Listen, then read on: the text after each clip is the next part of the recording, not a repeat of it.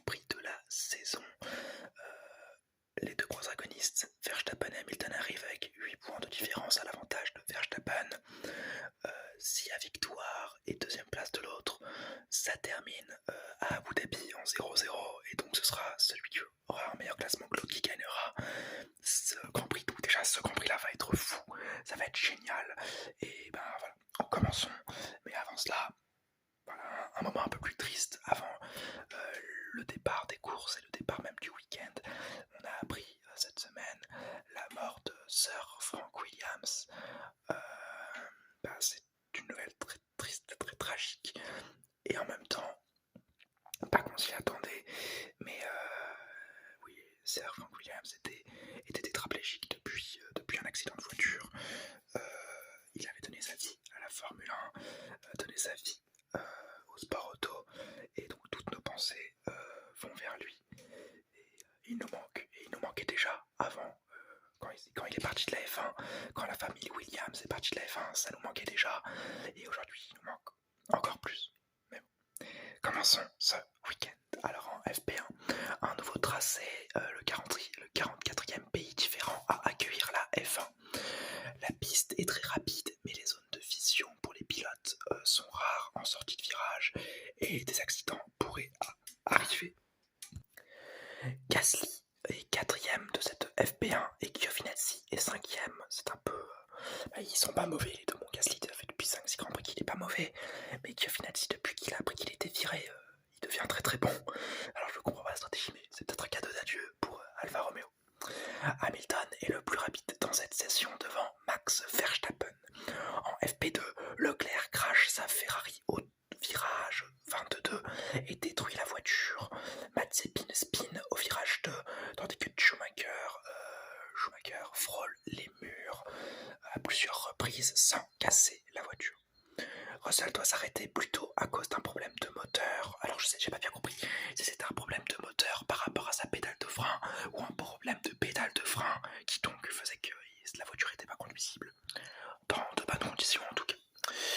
Le trafic est un problème majeur, empêchant Hamilton de faire certains bons tours, enfin d'ailleurs empêchant tous les pilotes des fois de faire des bons tours. Ils sont un peu gênés les uns les autres, mais ça n'empêche pas finalement Hamilton d'être P1 une nouvelle fois en essai libre, devant cette fois-ci Bottas et Pierre Gasly 4ème, impressionnant. En FP3, Lewis spin sur cette piste toujours aussi piégeuse. Les pilotes marchent sur des œufs de peur de casser leur voiture avant la qualification. Stroll pit sur sa série de long run parce que c'est Aston Martin pense qu'il a une crevaison sur un des pneus. Hamilton manque de peu de percuter Mazepin dans un virage rapide à l'aveugle. C'est ce dont je me plaignais en essai libre 1. C'est à peu près ce qui pourrait se passer en course, et là ce serait beaucoup plus dramatique. Haas en parle gentiment au commissaire de course et au directeur de course, Michael Masi, en lui faisant comprendre que c'était très dangereux. Mais voilà, tout est réglé assez rapidement, il n'y aura pas de pénalité. Verstappen est cette fois-ci le plus rapide dans cette FP3, donc peut-être les cartes rebâties pour la qualification. En Q1, Verstappen se met à l'abri au premier passage, alors que Hamilton se rate sur son premier passage et doit repartir sur les mêmes pneus pour prendre un meilleur temps.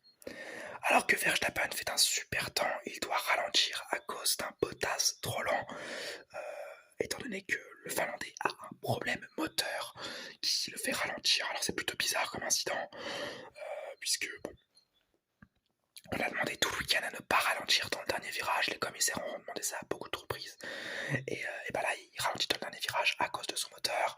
Bon, on sait pas si c'est pas une stratégie Mercedes, mais un truc pour faire chier les Red Bull, ou si c'est vraiment ça. Bon, j'imagine que c'est vraiment ça. Ils peuvent pas prendre, ils veulent pas essayer de prendre le risque de prendre des places de pénalité juste pour une Q1. Mais donc voilà, un accident plutôt bizarre.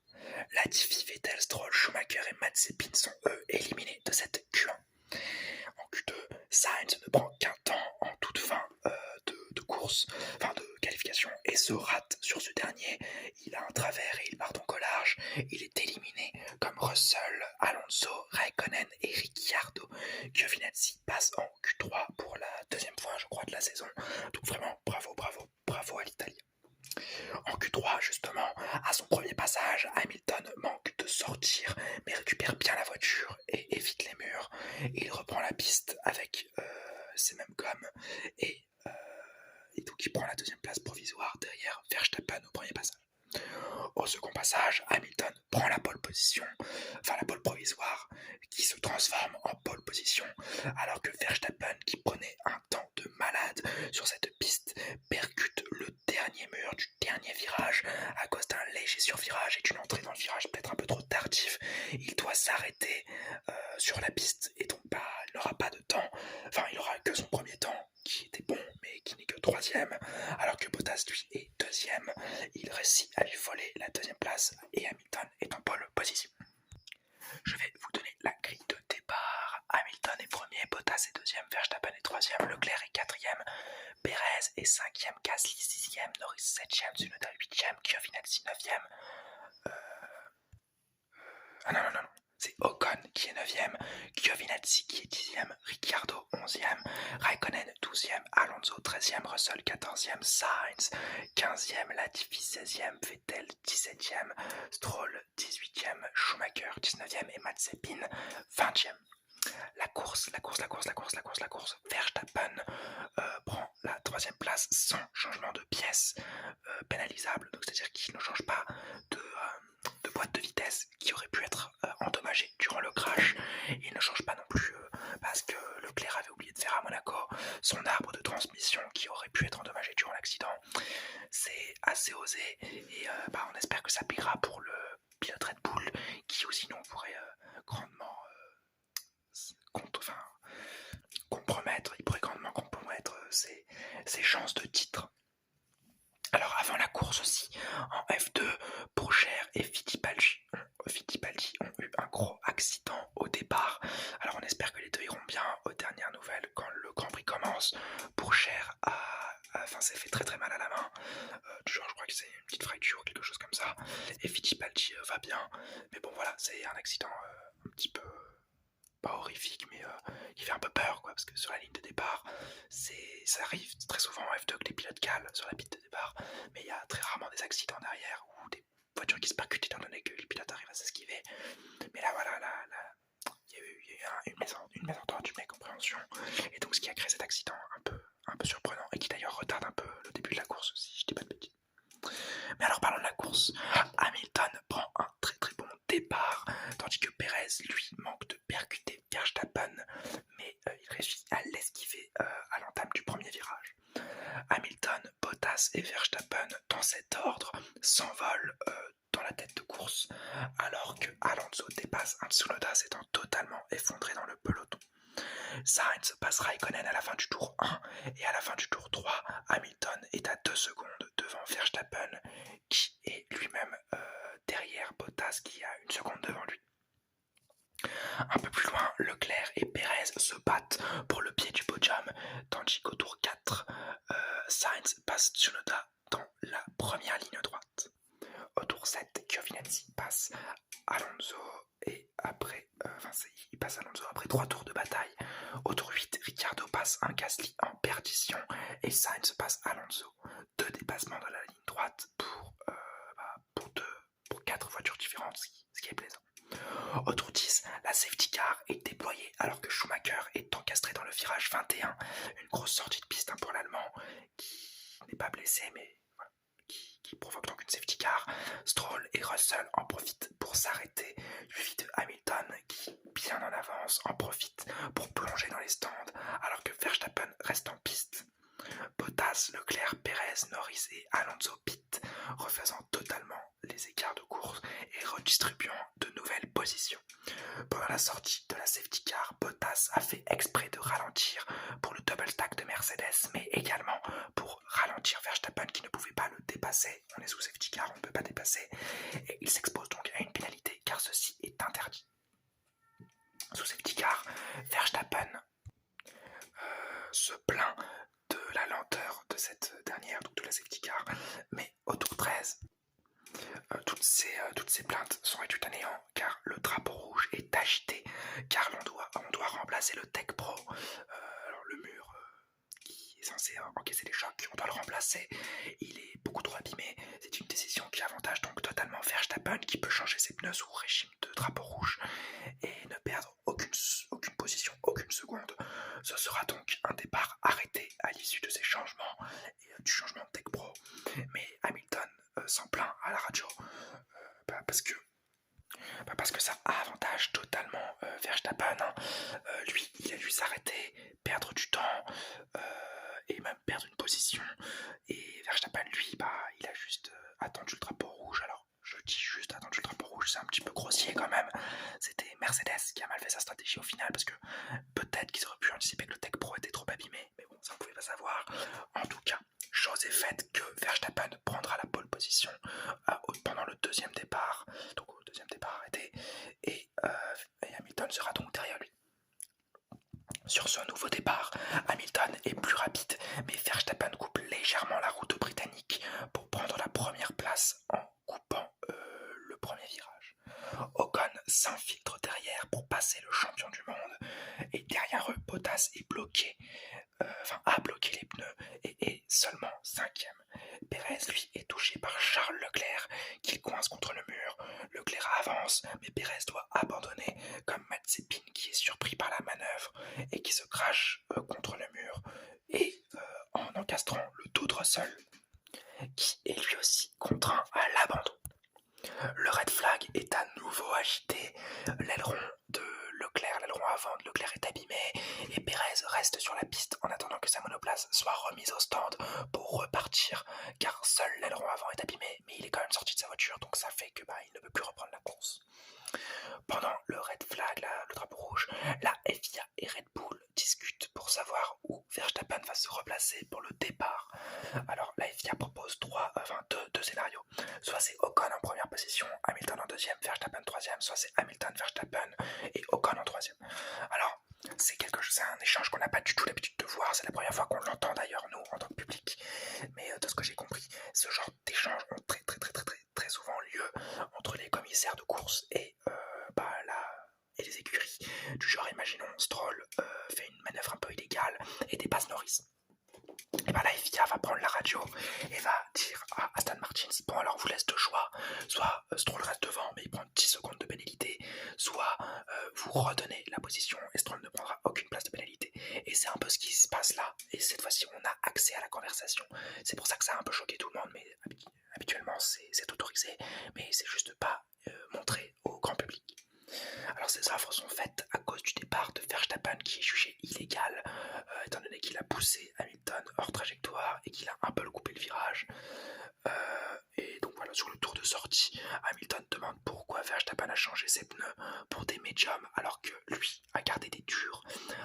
Mercedes lui explique que c'est eux qui ont la bonne stratégie et que c'est Red Bull qui aurait fait une erreur. Alors on espère ça pour le Britannique, mais il n'a pas l'air très convaincu, hein, Hamilton, quand on lui dit ça à la radio. Qu'importe, un nouveau départ est donné. Verstappen et Ocon prennent un superbe départ et bloquent Hamilton. Verstappen est premier alors que Hamilton n'est que troisième, bloqué par Ocon. En fait, Verstappen, qui est donc parti de la deuxième ligne en troisième position, a décroisé et a pris l'intérieur de Hamilton. Il a réussi à ressortir derrière Ocon, donc en prenant devant Hamilton, et derrière il dépasse Ocon dans la ligne droite après le premier virage. Donc très intéressant pour le néerlandais. Au tour 18, Hamilton passe Ocon et attaque Verstappen de toutes ses forces pour récupérer la première place.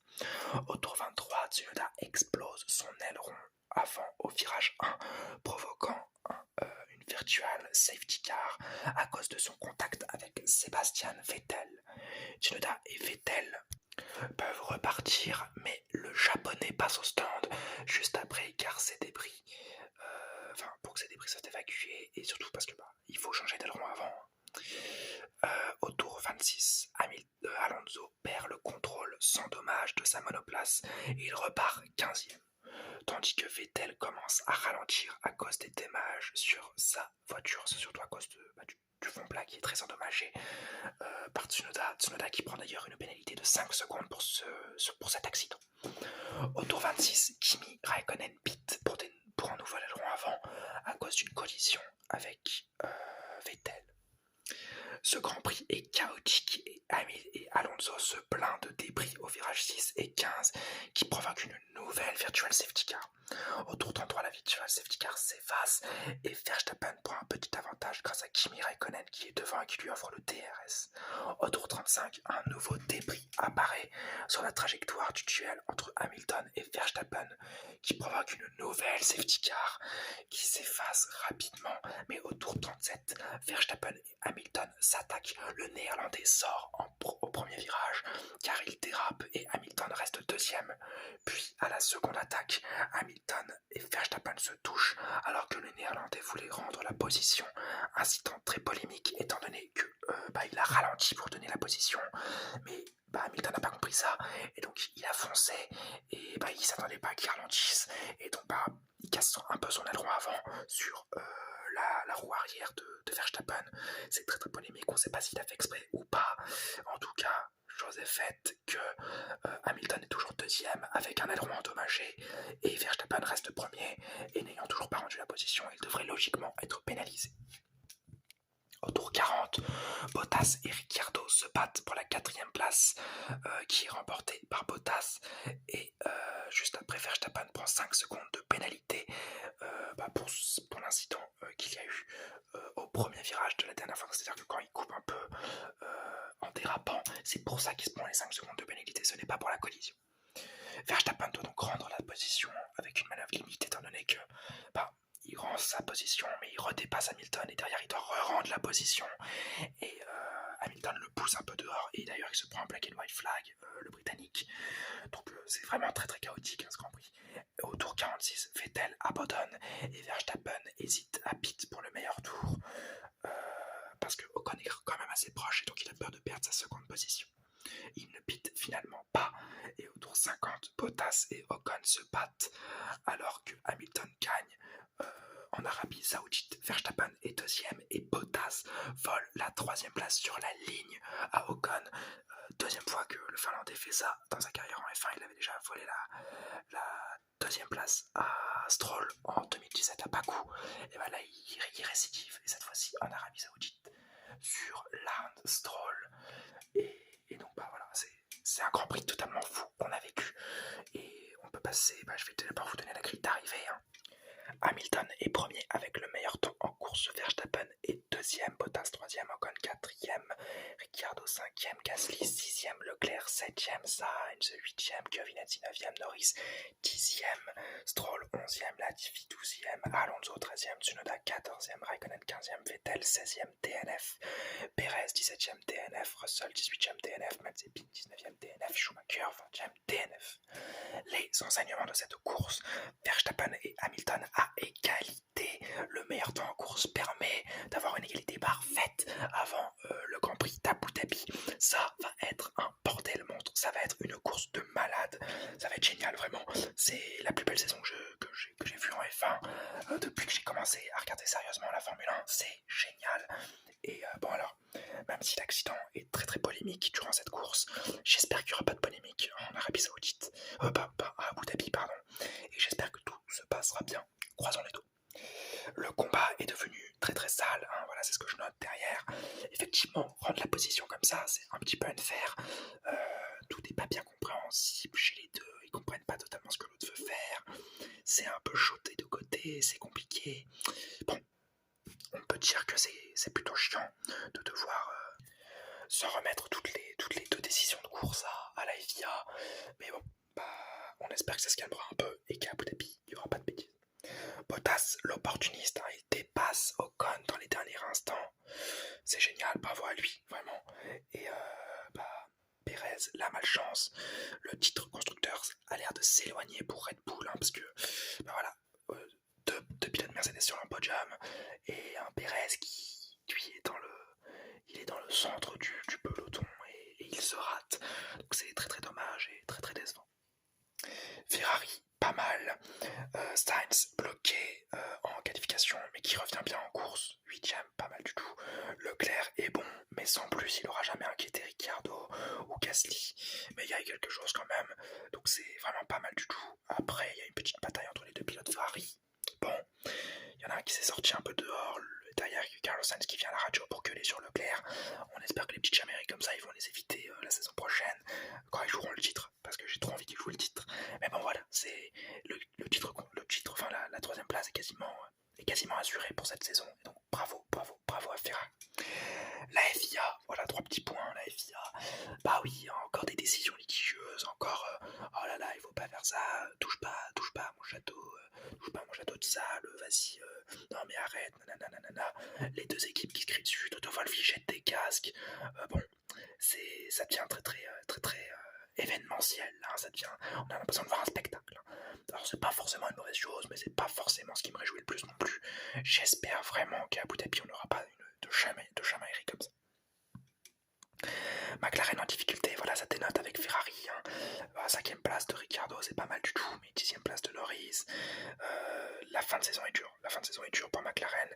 Et on espère que l'an prochain, ils se réveilleront. Enfin, ils se sont déjà réveillés cette année, mais ils auront une voiture capable de jouer Ferrari tous les week-ends. Parce que ça nous donnera un super spectacle, j'imagine. Ocon a une ligne droite d'un nouveau podium. Très dommage, hein. Il rapporte quand même d'énormes points à Alpine. C'est quasiment impossible pour AlphaTauri de venir chercher la 5ème place. Donc vraiment, bravo à Alpine pour cette 5ème place constructeur, qui n'est pas celle qu'il voulait en début de saison, mais qui au final est réjouissante, hein, parce que vu ce qu'ils ont, c'est vraiment pas mal. Gasly toujours aussi bon, mais qui a une course un peu compliquée. Il finit que 6ème, dommage. Et Tsunoda toujours aussi brouillon. Encore un accident pour le japonais. Bon, on espère qu'il va se calmer l'an prochain. Il a été prolongé, donc ça devrait aller. J'espère que l'an prochain, vraiment, on aura un pilote un peu plus confiant et un peu plus consistant. Fait-elle la malchance? Il faisait un bon Grand Prix. Les qualifications assez mauvaises quand même pour le pilote allemand, mais il remonte bien et boum, l'accident avec Tsunoda qui lui cache un peu toute sa course. C'est très dommage, tandis que Haas coule totalement. Que ce soit Schumacher qui fait encore une erreur. Schumacher est très brouillon. Voilà, je sais que beaucoup de fans de la communauté l'adorent. Je l'aime aussi beaucoup, mais il est très brouillon quand même. Faut pas se le cacher. Il va souvent dans les murs, il fait souvent des erreurs. Alors, c'est en même temps un pilote qui sort de F2. Il est, à mon avis, meilleur que Mazepin. Voilà. Maintenant, je le reconnais. En début de saison, j'étais plus pour Mazepin. Maintenant, je suis plus pour Schumacher. Mais il y a un truc. Hein, voilà. Les deux ont peut-être fait un pas trop tôt vers la F1. Alors, pas Schumacher, mais voilà. Schumacher fait les erreurs qu'un nouveau pilote de F1 devrait faire. Et j'espère qu'il apprendra bien que l'an prochain, ce sera beaucoup moins brouillon. Et Mazepin fait les erreurs qu'un pilote de F1 devrait faire aussi. Un nouveau pilote, en tout cas. Mais bon, j'espère qu'il tiendra lui aussi mieux la comparaison l'an prochain. Et ensuite, en dernière position, nous allons parler de la piste. Une piste que je n'aime pas, vraiment, je le dis, hein, je ne l'aime pas. J'ai regardé le Grand Prix de F2, j'ai regardé le Grand Prix de F1, j'avais un mauvais pressentiment. J'avais l'impression qu'à chaque virage, tu pouvais prendre un accident. Chaque départ, le premier départ, j'étais pas confiant, j'étais sûr, je me disais putain, il va y avoir quelqu'un qui va se rentrer dedans. Finalement, le départ est assez propre. Au deuxième départ, je me dis, il va avoir un truc, c'est pas possible autrement. Et ça s'est pas trompé. Tout le monde se tape dedans, les dégagements sont assez compliqués. C'est vraiment pas un circuit que j'aime beaucoup. J'espère qu'ils vont peut-être améliorer les dégagements pour les saisons prochaines, surtout qu'on est ici pour 10 ans, je crois. Donc voilà. Mais après, on va pas se le cacher. Ça a été une course folle, hein, voilà. Des qualifications mouvementées, des batailles pendant toute la course. Malheureusement, certains accidents qui relancent la course, des décisions de course assez litigieuses.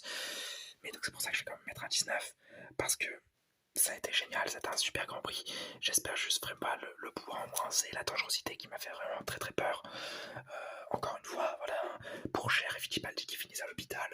Alors Pourchaire, je crois que c'est juste un poignet, mais enfin juste un poignet. Non, c'est pas juste un poignet, mais voilà, c'est une petite attaque au poignet. Fittipaldi va bien, mais voilà, c'est assez inquiétant. Et on espère qu'il n'y aura pas on espère qu'il y aura une amélioration l'an prochain sur ce Grand Prix. Et bien voilà, c'est la fin de cette vidéo, 25 minutes de vidéo, je vous ai gâté. J'espère qu'elle vous aura plu. Si c'est le cas, le petit like, le petit commentaire, le petit abonnement. Je reviens vite la semaine prochaine pour le dernier Grand Prix de la saison 2021. Et n'oubliez pas, I feel the need for speed.